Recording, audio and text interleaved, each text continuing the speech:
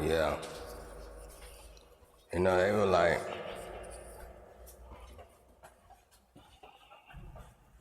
the beginning, right? That's what we back to. The torture. The day the torture began.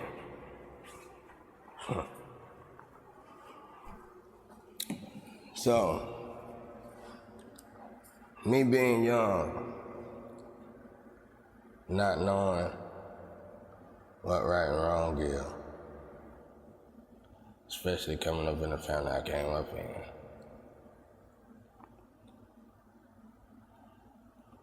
Like I said, fighting, weed smoke, people pulling knives and guns out on folks, that was normal. That was normal. Well, I was small for a long time. So, the day my mama left, I was getting out the bathtub.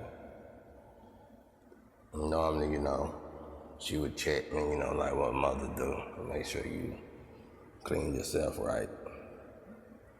And shit, that was the last time, though. She was like, you grown now. Y'all able to stay by yourself. It was me and my brother. So, for the last time I saw her for a long time, and I was 12. I had we were down to two more sisters in the house. One being the oldest and the other one the youngest. And I grew a close bond with the oldest one, a real close bond, to the fact that I would look at her like my mama. So I felt comfortable. I was like, well, God bless me, because I'd rather have her for a mama than my other mama at the time. Because me and her shared so many of the same traits. Well, one day she whispered in my ear and told me I'm going to have to take care of my brother, which is older than me. And we need to take care of each other. Said she was leaving, so I laughed. I was like, I know you ain't going nowhere. There ain't nobody else to take care of. That's what I was thinking in my head. Nah, she left. She left. When she left, that was the day the streets became my mom and my dad. I remember looking at the pole, the street light above the street, across the street. And I said, well, God, if you is real, because I grew up in a family that taught by God 24/7. I stay in the Bible, in the middle of the Bible belt, so that's that. I always heard about God. I ain't known.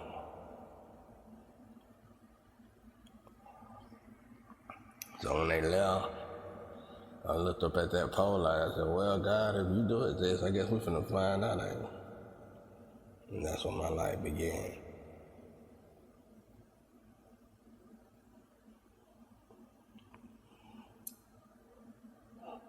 Cause hunger,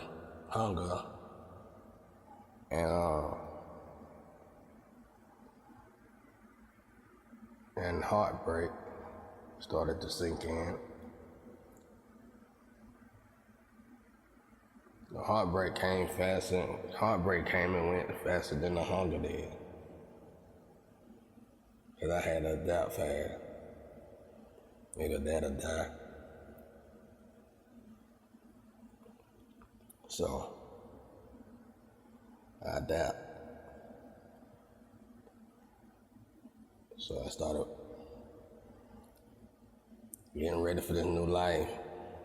At that time, I didn't have no friends. I didn't have nobody.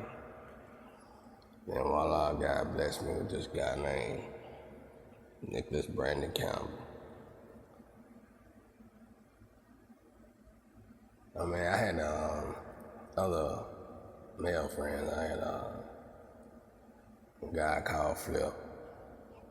Flinte, my cousin. My brother, my other brother, Maurice Norman, Richard Black or Tony Mayfield. I'll get to all them later, but mainly it was me and Nick. It was a year apart, same hood, going through the same trauma almost. Not as bad, Nick wasn't as bad as mine, but it still was somewhat the same. So him and my mom, his mom and my mom used to hang together, I think. So,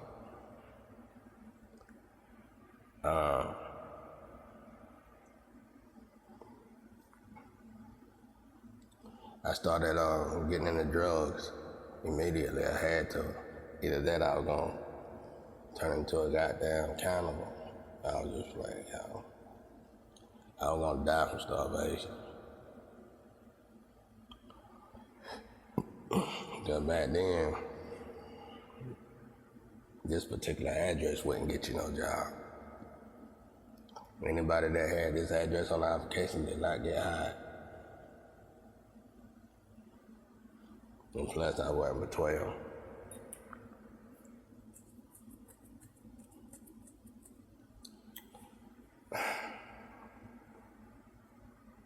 I wasn't but 12.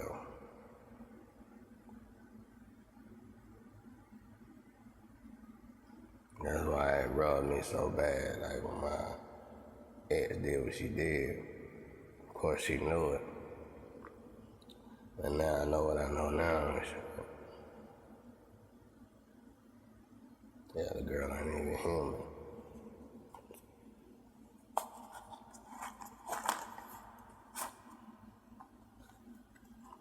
She was just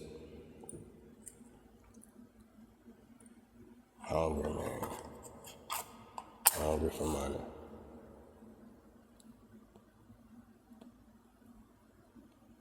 I never understood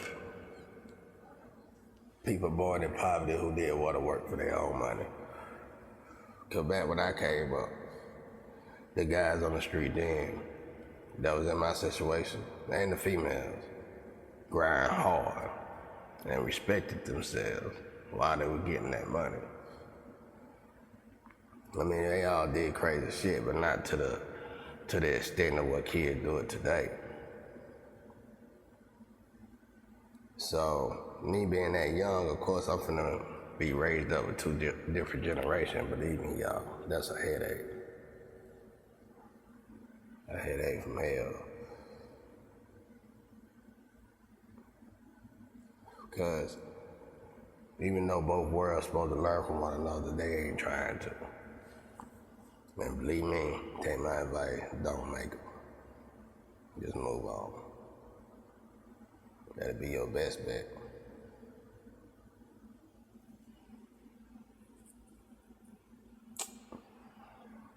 There's 3 clubs around my house back then. 3 of them.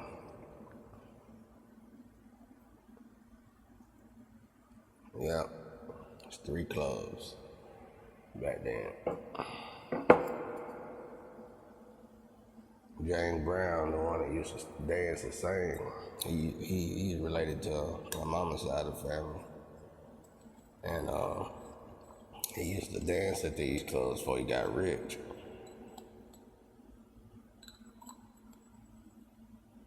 I never liked his dancing though. I don't know why.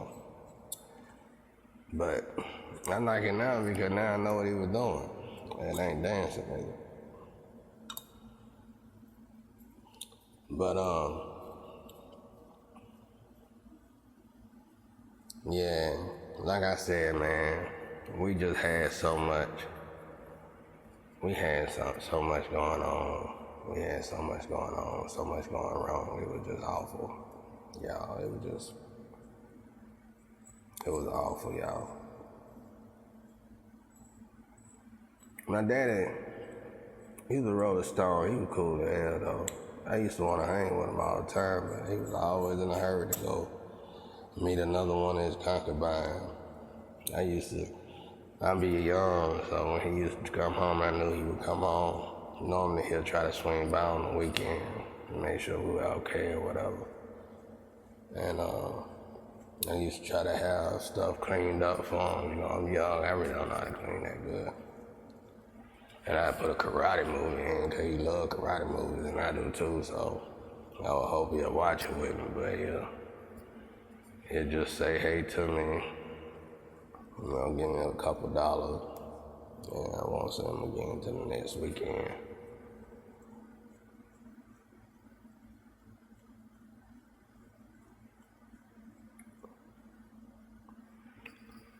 My parents really didn't come back into my life until I was 25.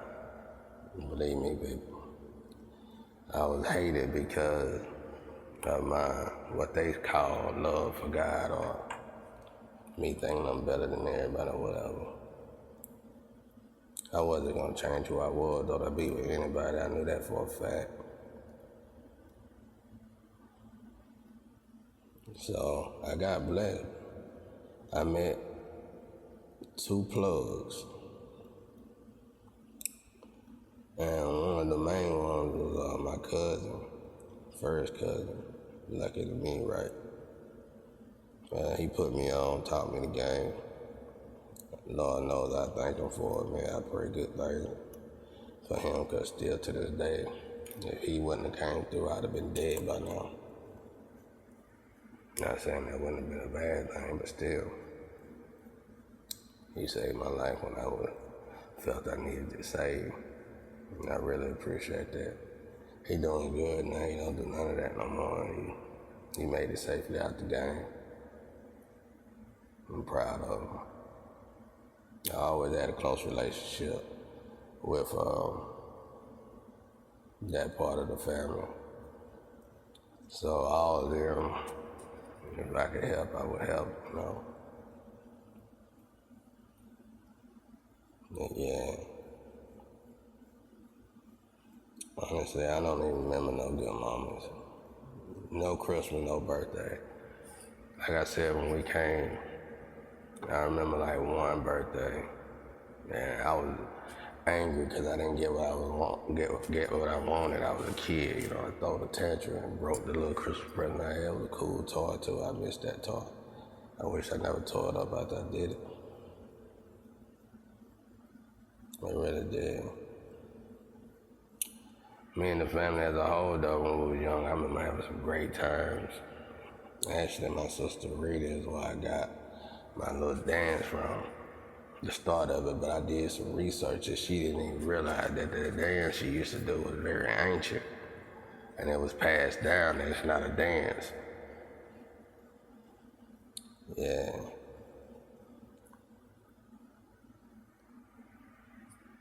So I guess she didn't know the power she had. But you know, man,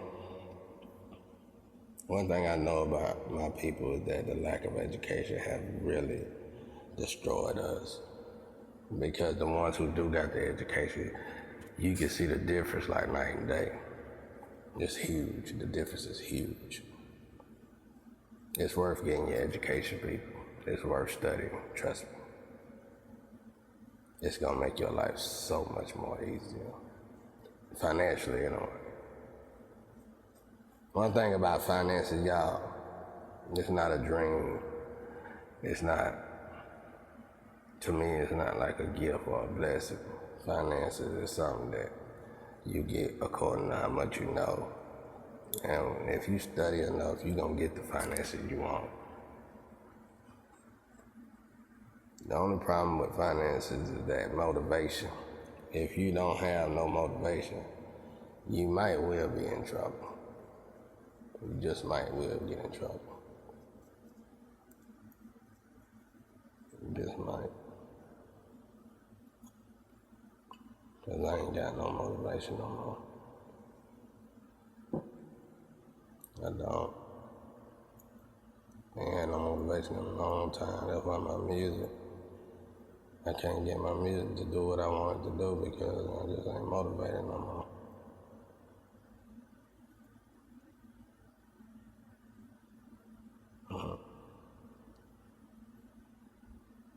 And you know,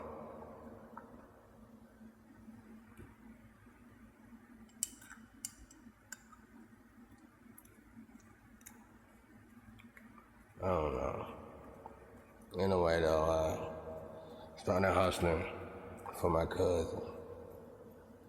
And we made way, man. We got good. Me and my brother Nick, we hit the road together for a while, you know, and I started off small because he fronted me. When I got to moving up, I started squatting up. I got a couple other guys. Low Key was the first one that I started fucking with. So far as that, making the money grow shit. Because I couldn't trust Nick with that because Nick was a wild boy. He was just a fighter. I utilized all of my funds the way they needed and wanted to be utilized. So it wasn't no hard feelings. And I used to tell people, don't give Nick no money, that boy fuck it up. I used to have to save Nick money for him and give it to him on the weekend, cause he'll fuck his money slap up. So, I started moving up with the green, you know, first, started selling weed first. Then we started realizing that pounds is starting to be too much to carry around, so we started getting into pills and ecstasy, stuff like that. The sad part is a lot of people wouldn't even do the dope game if they didn't have to. Black people are damn near forced to do that. I don't know why. I ain't gonna say all white people, but y'all the ones that's still making these keeping these rules implemented and shit. The racism that's still in our governments today is so old-fashioned and it's causing so much of a plague on the whole world. I don't know why they don't see that the biggest issue is right there on their paper. But oh well, right? Oh the fuck well. Who cares, right? So, anyway, I'm coming back, right? I'm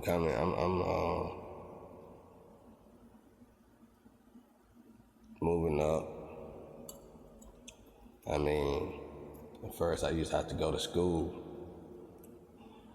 And I come from a family with money, so fortunately, when I came into the world, the clothes got cheap.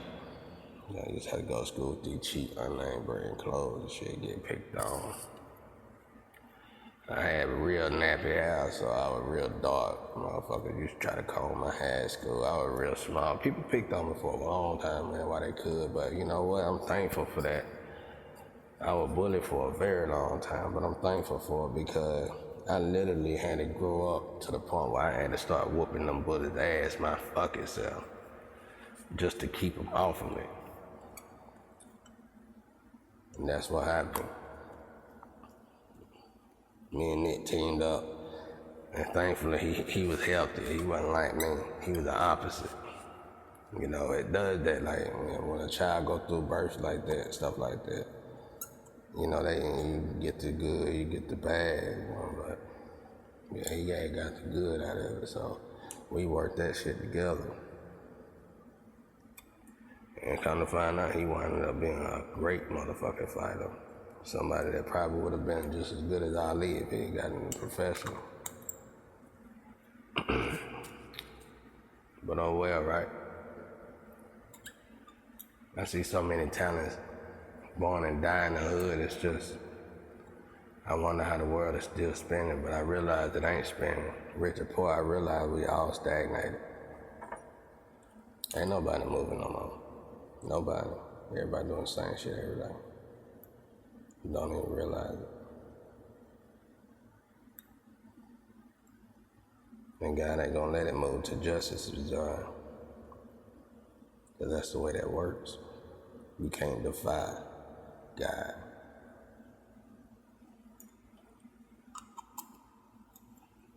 Would you tell a lie to your brain? Would you tell your heart that your brain is in a couple miles away and it ain't here right now? It's just stupid shit, right? You can't do it.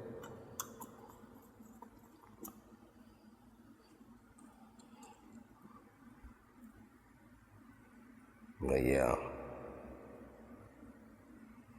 thankfully though the neighborhood that we lived in was a community, and people definitely pitched in and helped. Hell yeah. My boy Nino, his mama used to feed me. Kareem, Bootai, Maxine McCullough. A lot of guys' mamas out here used to feed me and take care of me. Breakfast, lunch, or dinner. And it was rough because some of these people had some family that would whoop your fucking ass all day long, happily. That was healthy for me too, though, because that shit made me strong as well.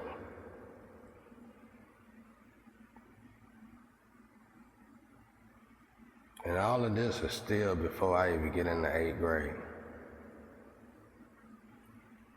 By the time I was in the 5th or 6th grade, hell, I was already moving like a pound of weed a day.